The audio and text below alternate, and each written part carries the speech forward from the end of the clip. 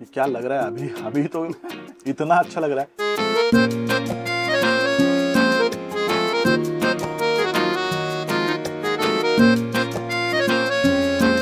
आलात तुम्ही, मी तर म्हणेन की याच सुरेख जालनाकरांनी खुश करून टाकलंय मला।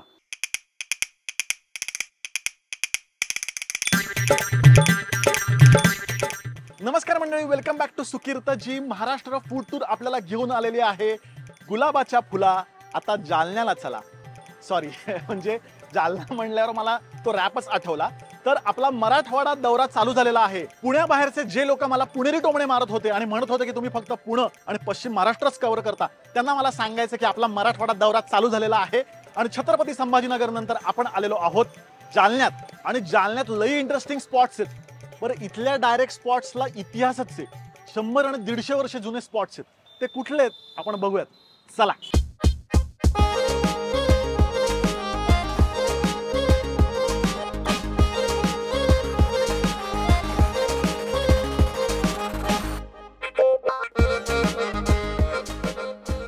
तर आपण आलेलो आहोत जालन्यामध्ये आणि जालन्यामध्ये मथुरा भवनमध्ये। हे ओल्डेस्ट आहे इथलं आणि खूप प्रसिद्ध आहे लस्सीसाठी।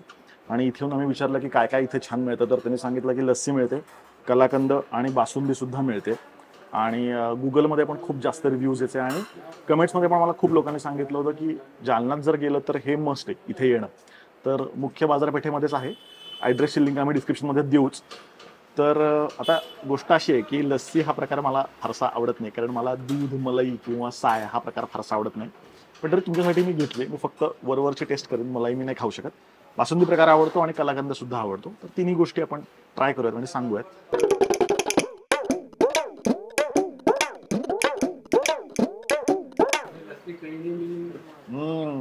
अप्रतिम चव आहे, प्रचंड फ्रेश आहे। म्हणजे खरं तर मी लस्सीचा शौकीन नाही आहे, मला लस्सी फारशी आवडत नाही, तरी मी अख्खी लस्सी संपवू शकतो। इतकी सुंदर चव आहे आणि टिपिकल गावाकडे बनवलेली असते ना, एकदम प्युअर दुधाची, तशी चव आहे। आणि ना त्याला एक असा एक कुठलातरी फ्लेवर एक वेगळा।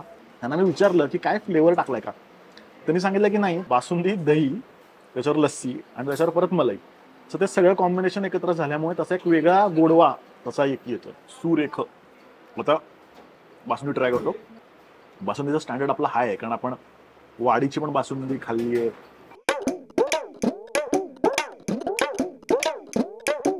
वाडीची बासुंदी मी विसरलो, तिथली उत्तम आहे, पण तिथला फ्लेवर वेगळा आहे। आणि ही जी बासुंदी आहे, जे मी असं सांगेन की आत्तापर्यंत ज्या ग्रेट लेवलच्या बासुंदी खाल्ल्यात त्यातली एक आहे। गोड नाही आहे, अजिबात गोड नाही आहे। तर बऱ्याच वेळा राब बसतो ना आपल्याला बासुंदीमध्ये प्युअर नसली की, तर तसा प्रकार नाही आहे। अप्रतिम चव आहे। आता कलाकंद,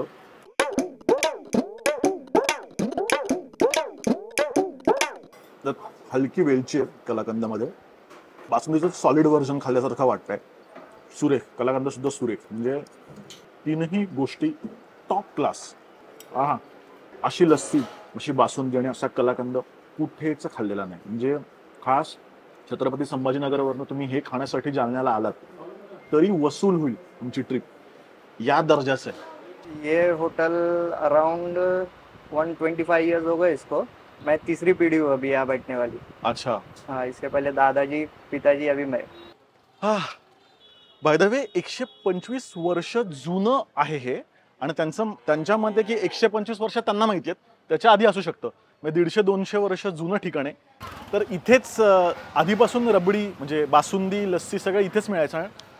वाह, म्हणजे 100 वर्षांपेक्षा जुन्या ठिकाणी आपण खाल्लंय।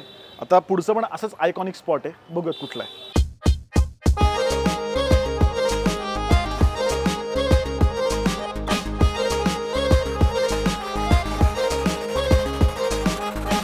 तर आता आपण आलो आहे जालन्यातला प्रसिद्ध शंकर महाराज चबीना चिवड़ा। चबीना चिवड़ा, चिवड़ा का नाम ही चबीना है क्या? हाँ, ओके, मैं ये ऐसा बोलते ना कि चबीना, मतलब चबीना का फरसाण कैसा होता है वैसा चबीना। हाँ, चबीना अपने मारवाड़ के में राजस्थानी लैंग्वेज में चबीना बोलते हैं। चबीना बोलते हैं हाँ। इसको। ओके, क्या होता है इसमें, ये बता सकते हैं आप? इसमें अपना एक दाल होता है, शिंगदाना, काबली, फली, फिक्कीशो, तेशो, पपड़ी।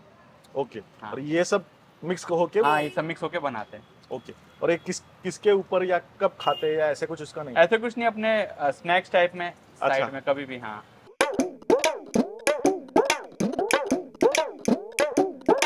इसके ऊपर कुछ मसाला लगा है क्या? हाँ, बहुत अपना साधा, ऐसा कुछ स्पेशल मसाला नहीं, साधा ही है। नाही नाही, अच्छा लग रहा है वो मसाला हाँ, की वजह से. वही. म्हणजे फरसाणासारखंच आहे पण त्याला एक छानसा मसाला लावलाय आणि फरसाणामध्ये खूप साऱ्या गोष्टी असतात, त्याच्यामध्ये 3-4च गोष्टी आहेत. ये कितने साल से बन रहा है?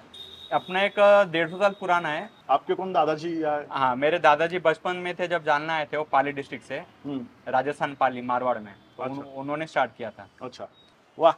म्हणजे ट्रेडिशन म्हणतो ना आपण, परंपराच एखाद्या पदार्थाची किंवा एखाद्या चवीची परंपराच आपण म्हणतो.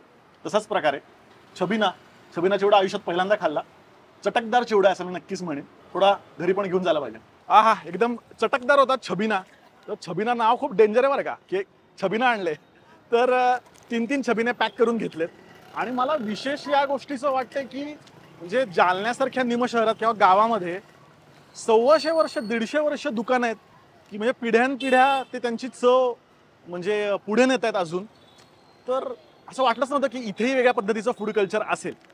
चला आता आपण पुढच्या स्पॉटला जाऊयात आणि बघूयात की तिथे काय नवीन सरप्राईज मिळतंय आपल्याला. इथे बरेच म्हणजे मारवाडी स्थलांतरित झालेत किंवा हिंदीचा प्रभाव खूप आहे, म्हणजे उत्तरेकडनं लोक, त्यामुळे यांच्या बोलण्यामध्ये खूप सारे हिंदी शब्द आहेत. इथे पाटी आहे, दुकान व हॉल किरायाने देणे आहे. आणि हे सर्रास बोलताना पण लोकांच्या प्रत्येक वाक्यामध्ये एखाद दुसरा हिंदी शब्द आहेत.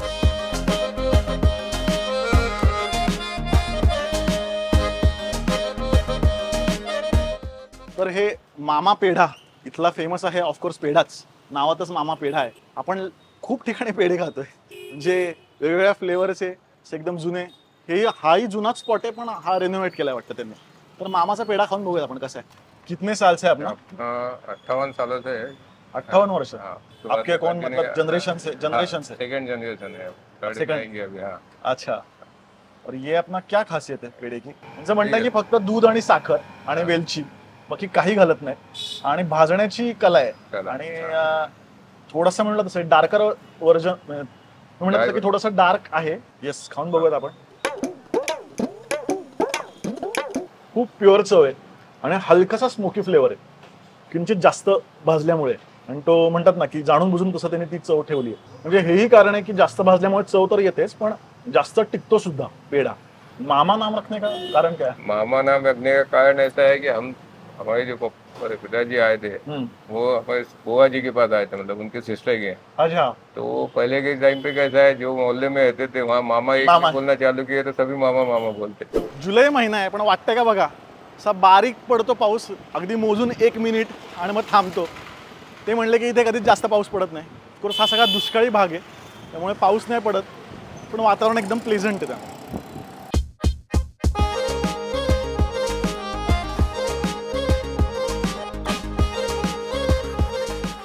ऍक्च्युली इथली घेवर खूप प्रसिद्ध आहे, म्हणून आम्ही शोधत शोधत आलो. तर गुगलवरती पण नाहीये, दुकान बंद होतं. वाटलं की अरे नाही खाता येणार, पण त्यांना जेव्हा सांगितलं आम्ही की आम्ही युट्यूबसाठी हे कव्हर करणार आहोत, तर त्यांनी खास दुकान उघडलंय आणि ते देतात आपल्याला घेवर. खाऊयात आणि बघूयात कसं आहे.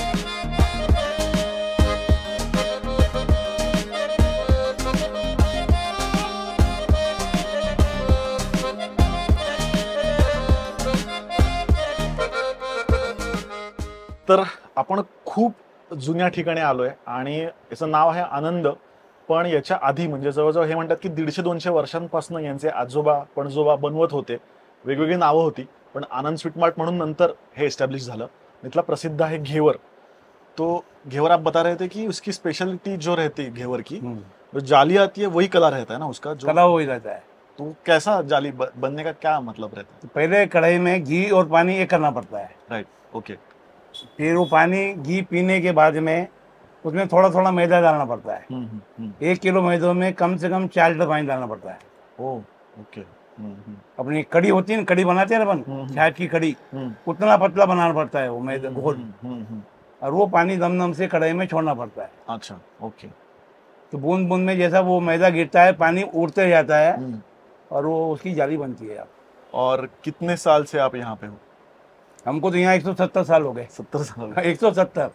तो फिर हम घेवर ट्राय करते हैं फिर. राजशाही थाट एकदम.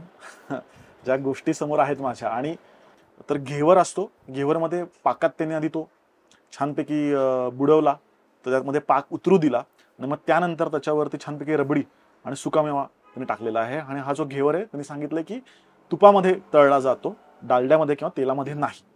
तर आपण आधी मला म्हणजे फेणी आहे, फेणी तर म्हणजे सुतार फेणी जी आपण खातो तीच फेणी, ती सुद्धा ती सेम पाकात आणि त्याच्यामध्ये त्याच्यावरती रबडी टाकली आणि दोन्हीला चांदीचा वरखा लावलाय.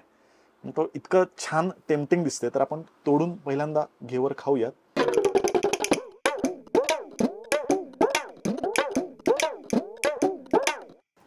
अभी इसका टेस्ट अभी अलग आएगा. ये अभी आप लेके जाओ, कल खाना, फिर बोलना आपने कैसा लगा. ये क्या लग रहा है अभी, अभी तो इतना अच्छा लग रहा है और ज्यादा मीठा नहीं है ये, मतलब ऐसे मॉडरेट ये मीठा पाक है. निकल गया ना, हाँ. अभी और पूरा निकल जाएगा. आणि प्रॉपर म्हणजे नाही म्हटलं तरी पाक आहे त्याच्यामध्ये. आणि रबडी आणि हे असलं जरी असलं तरी त्या घेवरची एक वेगळी टेस्ट आहे आणि त्याचं टेक्स्चर असतं, ते जाळीचं जे टेक्स्चर आहे त्यांनी सांगितलं की ते बनवणं स्किल असतं, जाळीचं टेक्स्चर. ये जो जाली वो बन गया वो मतलब खाते वक्त उसका टेस्ट अलग आ रहा है. हाँ आता. तर आता आपण फेणी खाऊयात. आणि ऑफकोर्स ती आता पाकात नाही पूर्णपणे शोषून घ्यायला पाक वेळ जातोच, पण तरी मी फेणी खातो. फेणी सुद्धा टेक्स्चर त्याचं वेगळं आहे, म्हणजे त्याची चव घेवर टाईपच आहे पण टेक्स्चर कम्प्लिटली वेगळं आहे. म्हणजे का 170 वर्षांपासून ते बनवत आहेत आणि का पिढ्यानपिढ्या ही इतकी उत्तम चव येते हे खाल्ल्यावर कळतंय. म्हणजे अप्रतिम चव आहे. वा, मला घेवर प्रकार आवडतोच, खूप कमी ठिकाणी मिळतो चांगला. तर आलात तुम्ही, मी तर म्हणेन की याच वसूल झालं. म्हणजे जालनाकरांनी खुश करून टाकलंय मला. आणि वेलचीची पण मस्त चव होती, म्हणजे हलकी चव वेलचीची, टेक्स्चरच भारी, म्हणजे मी थांबतच नाही. दुकान बंद असून सुद्धा त्या आजोबांनी आम्हाला करून घातलं छानपैकी. आपण घरातल्या पाहुण्याला देतो तसं. 170 वर्ष जुनं आहे आणि असे जे अनुभव आहे ना ते गावामध्ये किंवा निम शहरामध्ये खूप येतात. म्हणजे असे अनुभव पुण्यामध्ये नाही आहेत, पुणे मुंबईमध्ये. म्हणजे त्यांना प्रसिद्धीपेक्षाही आम्ही इतक्या लांबनं आलोय तो पदार्थ चाखायला, याचंच त्यांना खूप जास्त कौतुक होतं. आणि मला असं वाटतं की व्हिडिओत ते आणण्याचा आम्ही प्रयत्न करूच, पण हे असे अनुभव कायम लक्षात राहतात.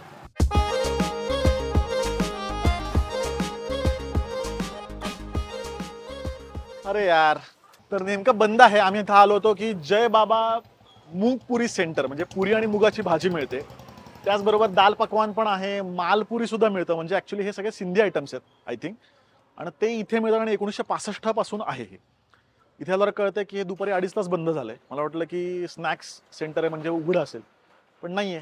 त्यामुळे हे आपला राहून जातं, नाहीतर हाही स्पॉट आपण कव्हर केला असता. ठीक आहे, नेक्स्ट टाइम परत आपण कधी मराठवाडा दौरा केला तर आपण करूयात. चला. आहा, काय पदार्थ मिळालेत जालन्यात. माझे बरेच जालन्याचे मित्र म्हणत होते की यार तिथे काहीच नाही, तू कशाला चाललाय. पण ज्या क्वालिटीचं स्वीट, रबडी, लस्सी, म्हणजे गोडाचे पदार्थ जे मी इथे ट्राय केलेत, मी एक्सपेक्ट पण केलं नव्हतं की अशा दर्जाचे पदार्थ मला मिळतील. हे जे सगळे स्पॉट आहेत ते सुद्धा 100 वर्ष जुने होते. प्रत्येकाला एक इतिहास होता, जरा परंपरा होती. आता बरेच लोक असंही म्हणतील की जे स्पॉट आपण दाखवले ते गुजराती आणि मारवाडीच होते, तर मराठी स्पॉट कुठे आहेत. तर ही जी लोक आहेत ती 100-150 वर्षापासून इथेच राहतात, त्यामुळे ते इथलेच झालेत. आणि मी विचारलं सुद्धा इथे की म्हणजे जालन्यामधली मराठी लोक कुठे आहेत, म्हणजे त्यांना मला भेटायचं आहे. तर ते म्हणलं ते तुम्हाला पुणे मुंबईला भेटतील. असं अप्रतिम ट्रिप झाली आहे जालन्याची. आता पुढच्या भागात मराठवाड्यातलं नवीन ठिकाण असेल ते कुठलं बघूयात. आणि तुमचे काही रेकमेंडेशन असतील मराठवाड्यातली मला प्लीज सांगा कमेंटमध्ये, तिथे पण मी नक्कीच जाईन. दर बुधवारी आपण भेटणारच आहोत. तोपर्यंत हॅपी जर्नी.